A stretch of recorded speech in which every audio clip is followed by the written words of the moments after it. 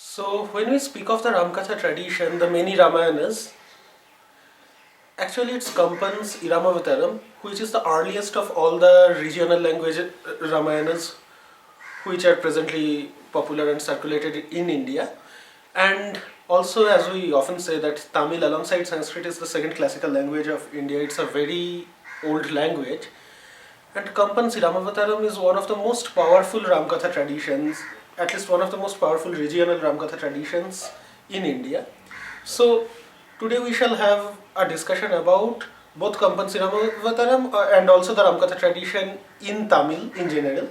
And today we have with us Professor Vijaya Ramaswamy, the present chairperson of the Center for Historical Studies, Jawaharlal Nehru University, who has worked on a diverse range of things, starting from the medieval period, the craftsmen of the medieval period, then coming up to devotion and descent, Veerashaivism, and she also composed her pathbreaking work on the female saints in devotional movement called Walking Naked.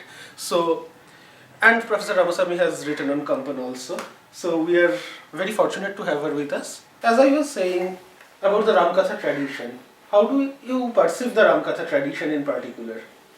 For example, do you think that the Ramkatha tradition is centered on one Ur text, the Valmiki Ramayana, or do you think that it is an open tradition formed by several independent versions of the Ramkatha, each of which is equally valid on their own right?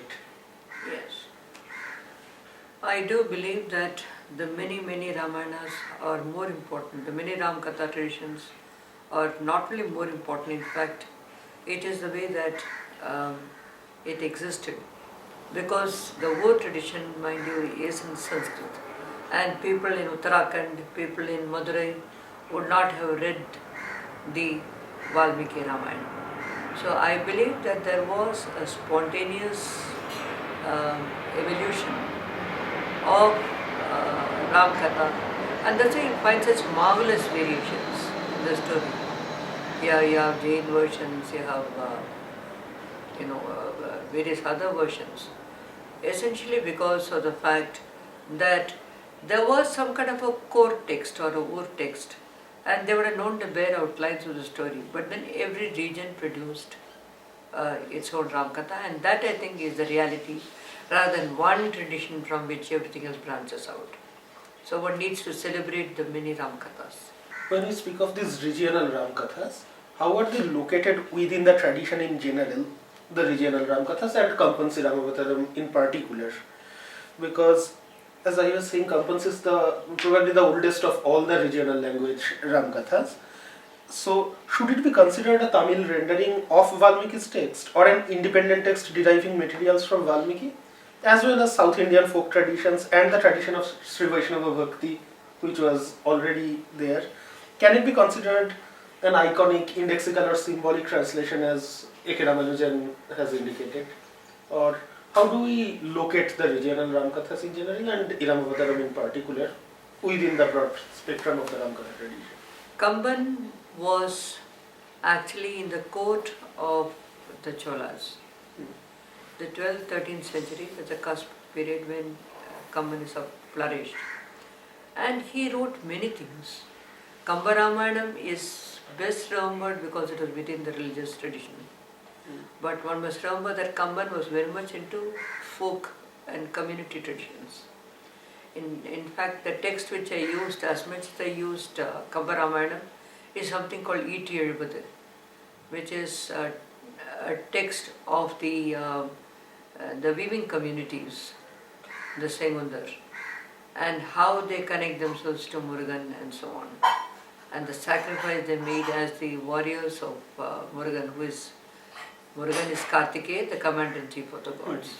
So Kamban wrote many texts. He also wrote 70 verses in praise of the plough, which is called Yer Ezhupathu. So Iti Ezhupathu, Yer Ezhupathu, along with these texts, I think we have to situate Kamban's Ramayana. So it is not just something he was just drawing upon from the old tradition, that he was translating it.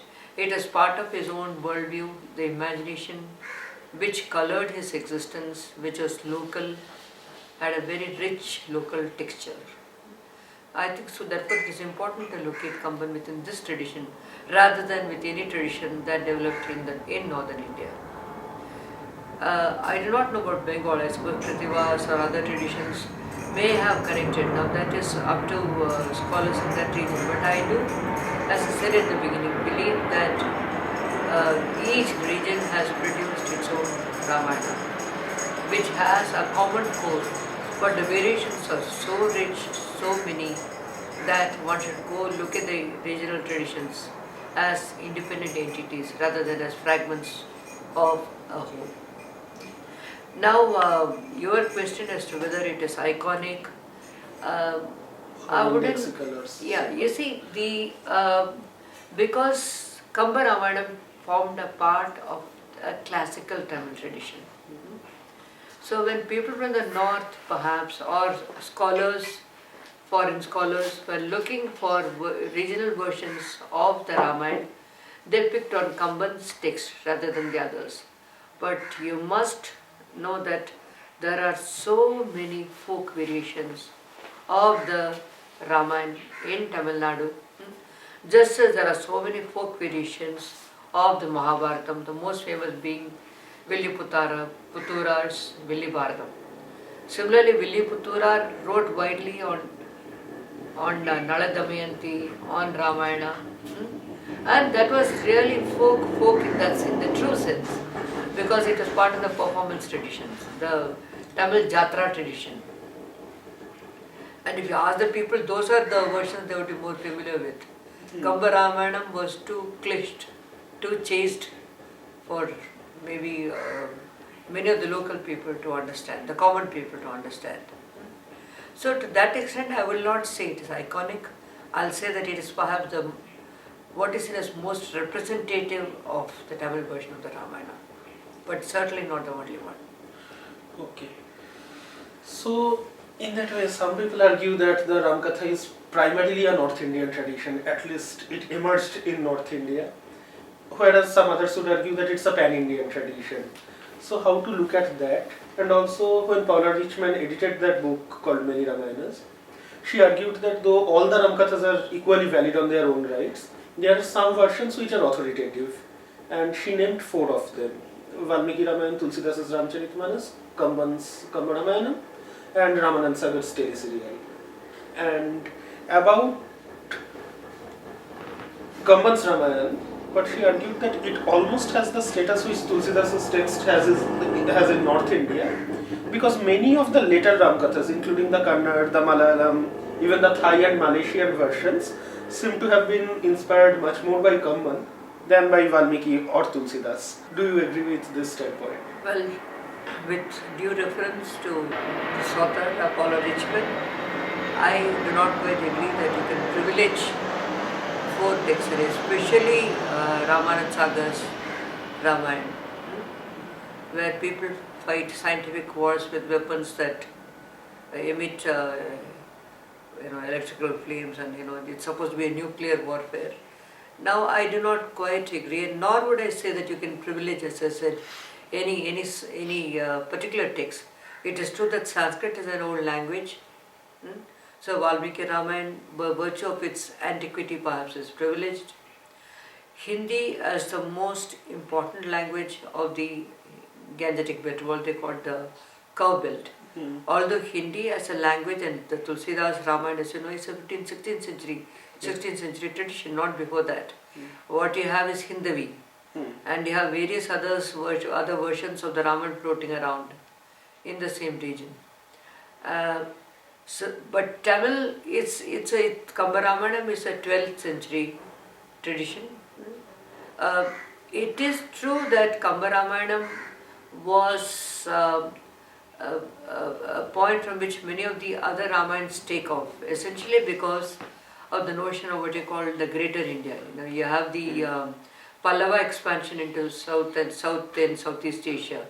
You have the Chola connections with Sri Lanka and with Southeast Asia. So because of that, and Sri Lanka, as you know, is very closely connected with the Ramayana.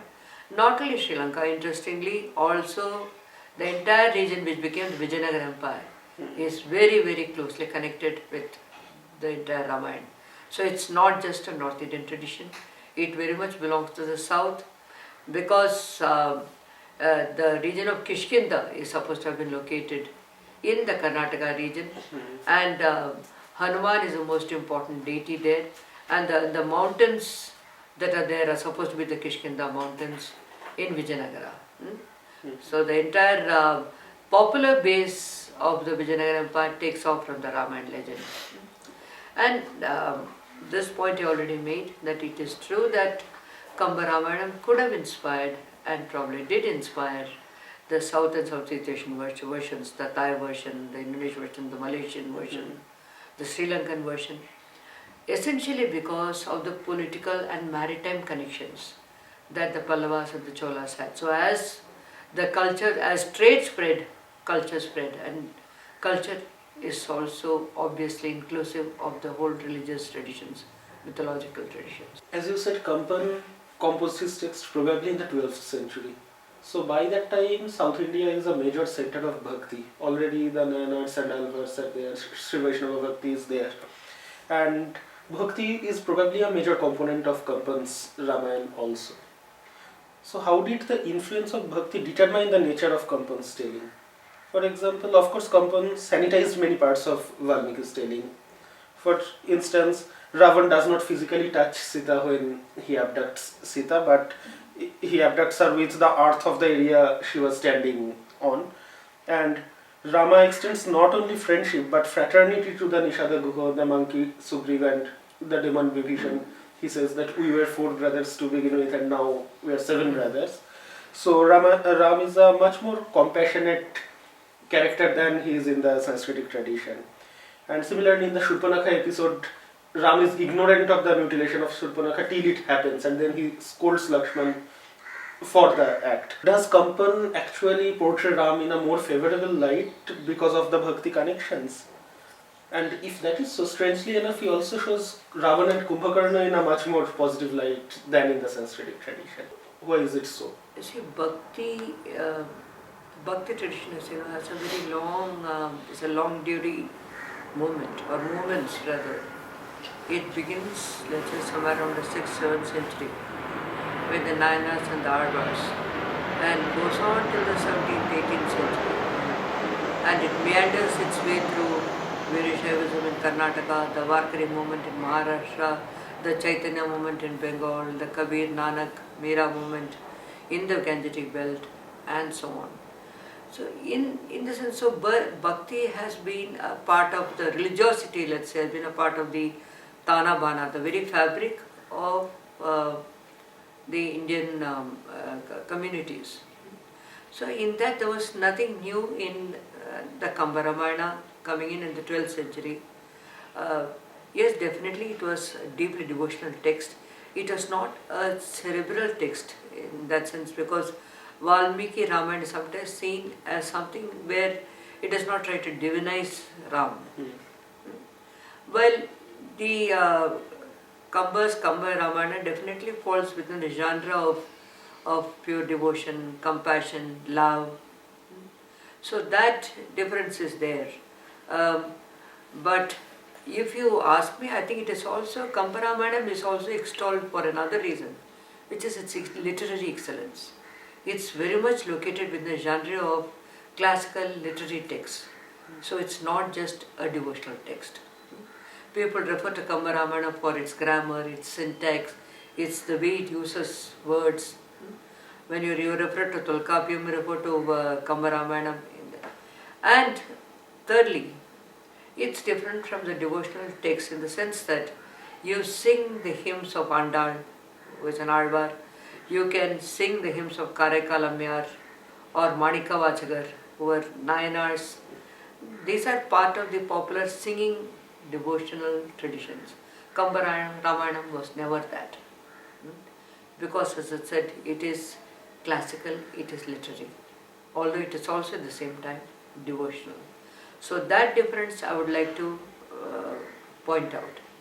Apart from that, the fact that the Kamba Ramayana is definitely a more compassionate text on the whole. It humanizes and it also deals with there are no black and white images in the Ramayana for two reasons. Now you made a point that the Kampa Ramayana is sanitizing the situation in the Ramayana because it says that Ravana never touched Sita. But don't you find the same thing in Adhyatma Ramayana? Yes. Okay, precisely the same tradition. That is, it was Maya Sita whom he touched, and Sita not the was real hidden Sita. inside a Yes, fire. Yeah. yes. So this is not something that is peculiar to Kampa Ramayana. And also remember that Ravan suffered from a curse. Huh? The curse being that if he touched any woman against her will directly, he would be burnt. This is a curse that he carried and was very conscious of. Which is why even in the Ashokavana he never tries to touch Sita. So maybe the earth would be, would prevent him from any direct touch. So there are any number of interpretations you can lay on that. The other point you made, that he not only humanizes, Ram, apart from being a compassionate figure, he is also someone who tells Ravan that, you are tired today, come back tomorrow. That's a very famous line in Tamil, Intrapoi Naleva. That is, I got a film, in fact, which is a 1940s film. It's an old film called Sampurna Ramayana, where Ram sees that Ravan is tiring and he says that, let's stop the war at this point, you resume tomorrow, the next day. So that's something very interesting about the Kampa Ramayana. Apart from that, you must realize that we are talking about Dravidian region. Okay? So people were, that is, it is a Dravida Nadu. So it also shared a lot of features, aspects, cultural and otherwise, in common with Sri Lanka, which is Ravana's land. So they don't really see Ravan as the other, in the sense with which perhaps the north, the kind of juxtaposition that you find in the north was probably not that true, the south. And in fact, if you see this film also, it shows Ravan's Shiva Bhakti, it shows that he was a great Vainika. My mother used to play the veena. So in many traditional South Indian homes, the veena is an instrument that you'll find around the place. And my mother used to play it. Ravan was supposed to be an excellent Vainika. Our past President Abdul Kalam was an excellent Vainika. Okay? So this side of Ravan, which is that he was musical and that he ran one of the finest administrations. That Sri Lanka, in fact, Hanuman says at one point, he said, I have not seen a better administered land. So his positive qualities are also brought out all the time. That could be basically because Kampan is perhaps more humane, or someone who relates to grassroots. Someone who is not writing for the elite, someone who is also writing for the common people. And all despite the fact that he has a very strong literary style. And I'm saying this again and again because of the other texts he wrote, which related to communities who are weavers, who are farmers. E.T. Elbade refers to the weaving community. E.R. Elbade refers to the farming community. And maybe even the language usage there is different. So the fact that he came from that environment, related to the people, would also have made a difference. So it's multifaceted. You have to look at it from so many angles. It doesn't go one way or the other. In fact, I remember a professor of philosophy who once showed me a grass.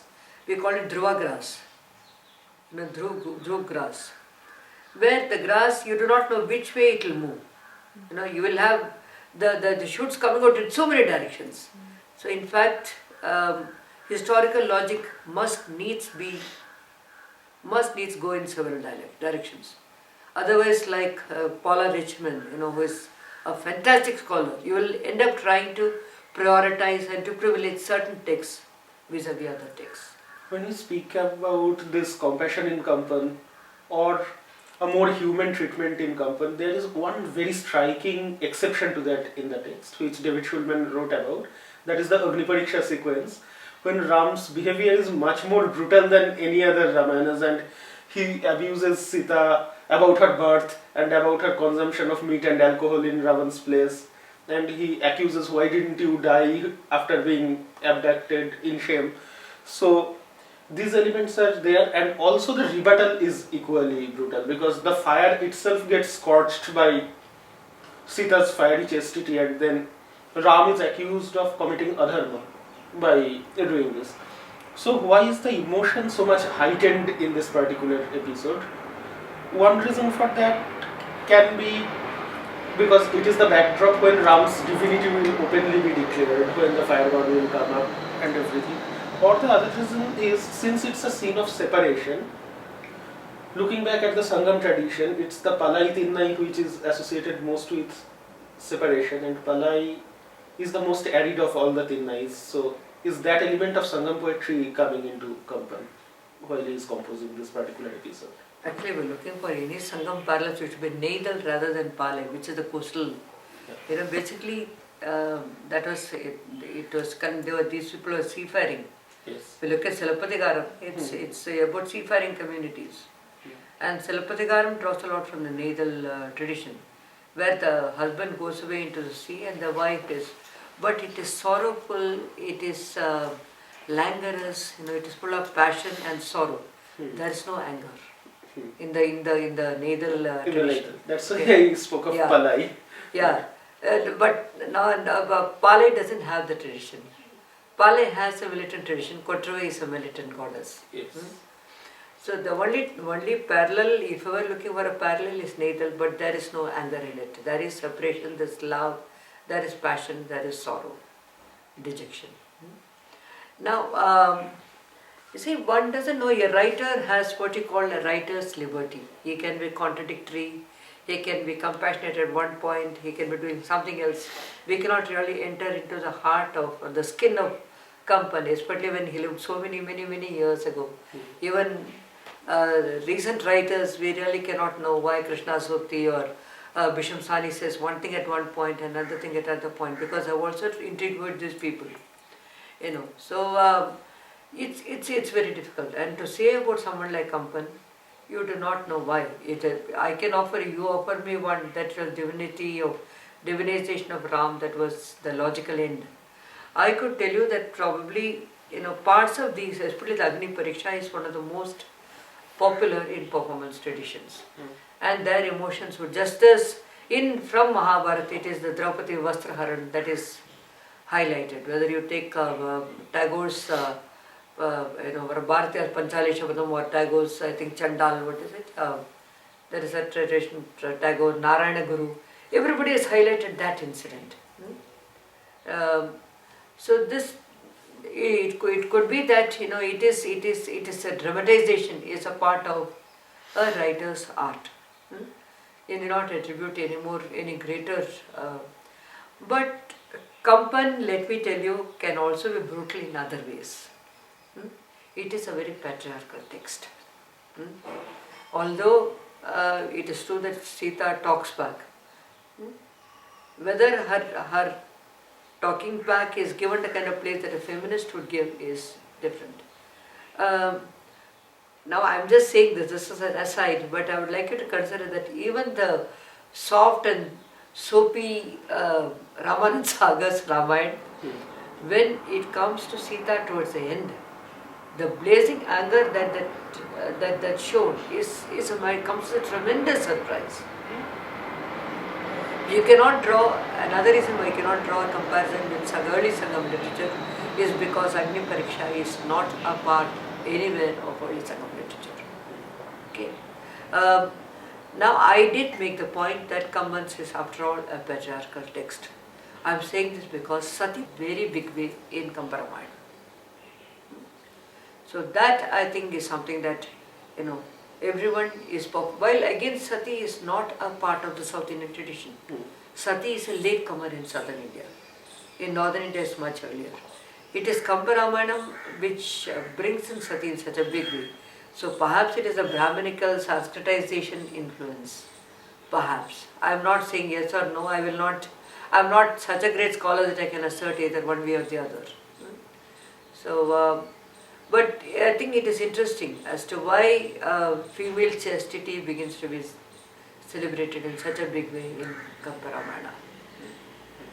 But as I said, I have many questions. I don't have answers. Kampan, even if he is composing in the 12th century, by the time the Uttarkhand is very well established, he finishes with the union of Ram and Sita.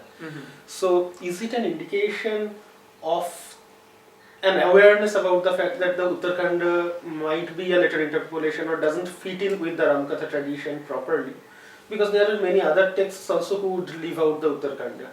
Like Bhababhuti would compose Mahavir Charit up to Yuddhakanda and he will compose Uttar Ramcharit as a completely separate text. Or Bhasa, when he composed Pratima Natakam, it also ends with the crowning of Ram. So is there an awareness that the Uttarakhand is not exactly fitting into the structure of the Ramayana? I think there was a reason why the Uttarakhand, firstly because it is known that it is a late interpolation. And also because you see, it is Ramayana is an auspicious text. Unlike the Mahabharata, Ramayana is read in every home. Especially the Sundarakand is read in every home. When people want to fulfill, let's say, a particular vow, they read the Sundarakand and then finish with the Ram Pattabhishek.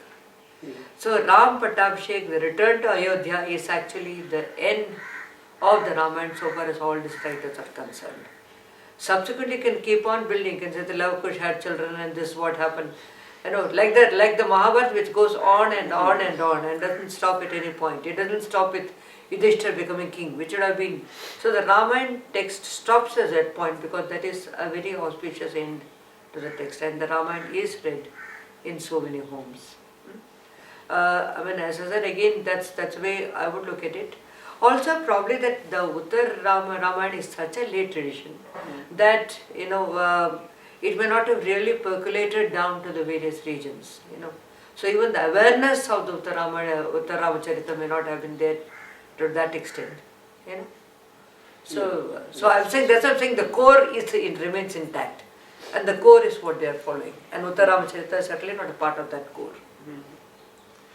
Now, if we shift our attention from Kampan to the Tamil Sri Vaishnava tradition in general, there are many other interpretations. Like Pillai Lokacharya considers the Ramayana primarily as a text demonstrating the greatness of Sita rather than the greatness of Ram.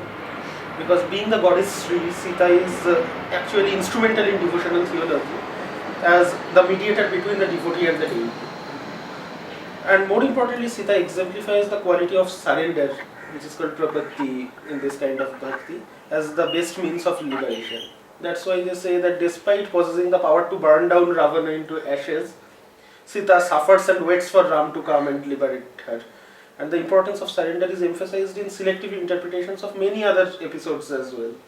For instance, Manavalamam notes that Ram let a warrior Ravan withdraw, as you were saying that when Ravan was tired, he let him withdraw from the battlefield only when he let go of his bow.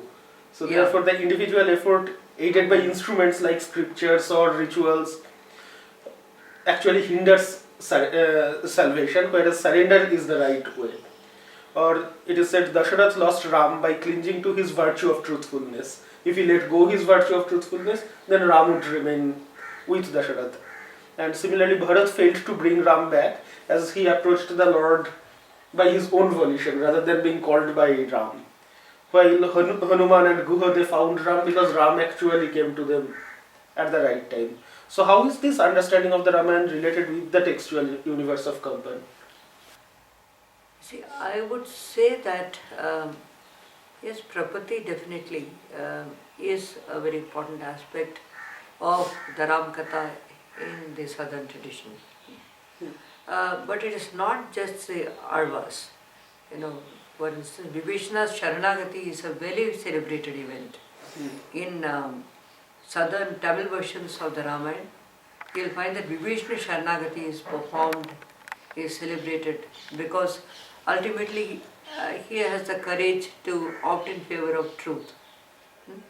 But also remember that the Ramayana is an extremely complex text because all the time it's confronting you with choices. So this choice, if you look at what you call Patti Mandram, in Tamil we have a tradition where you have this Vad Vivad. in Tamil. It's a very old tradition going back to the period of Kamban.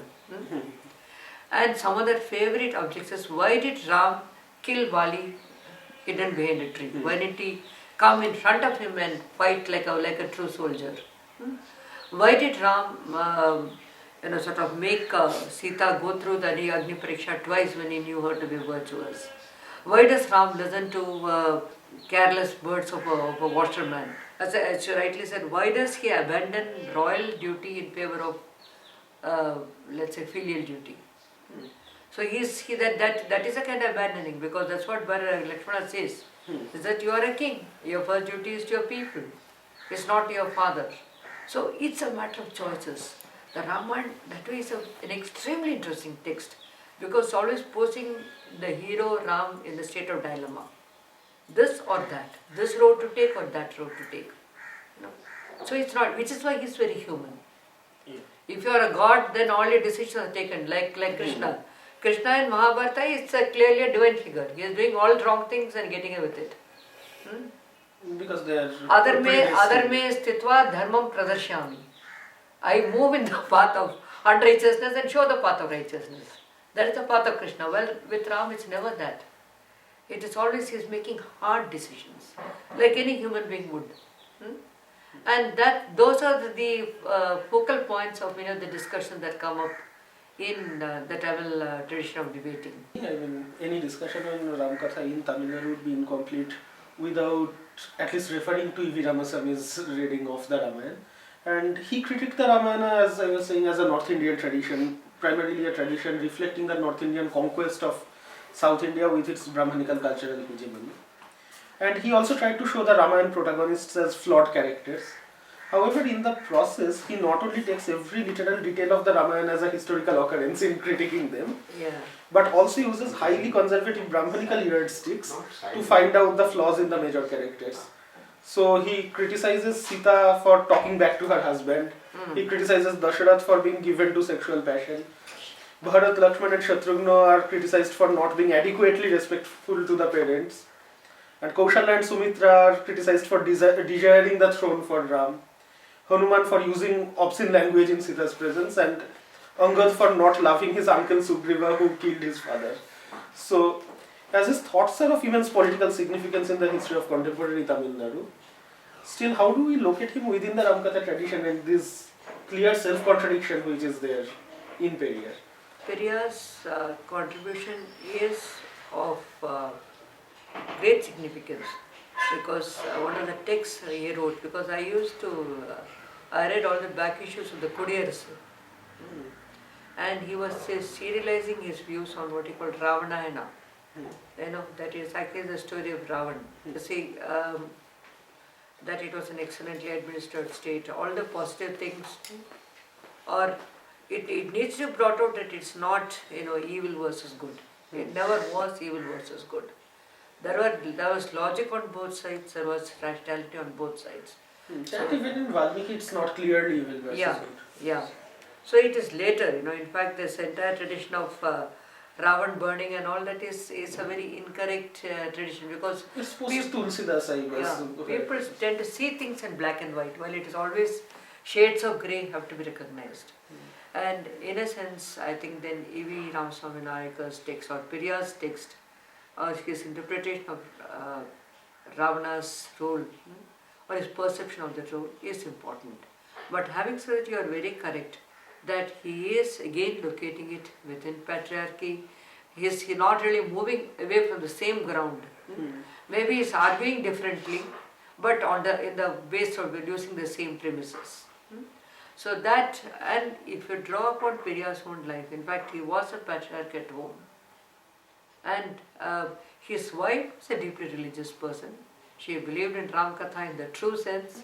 She was a fervent temple goer, and when she died, he said that I have never been fair to Nagatama the way I should have been. I never treated her fairly.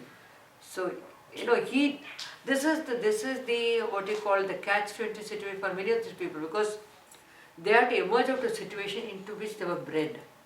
He was bred into a patriarchal situation. He was not born outside that. But the very fact that he was trying to question it is interesting. But he himself acknowledges at many points, but in the case of his wife, that he wishes that he could have treated her differently. So if he is angry with Sita for talking back to Ram, then it's in line with his own sort of domestic situation. So I mean, Periyar is to be admired for having brought Ravana to limelight, but the weaknesses are what you would find. If you look at feminist writers of that period, they were talking about feminism, but you'll find that they did not give up their home. At the same time, they were grappling with negotiating husband, children, home, and were talking about women's liberation outside. So Periyar's dilemma is something similar and natural.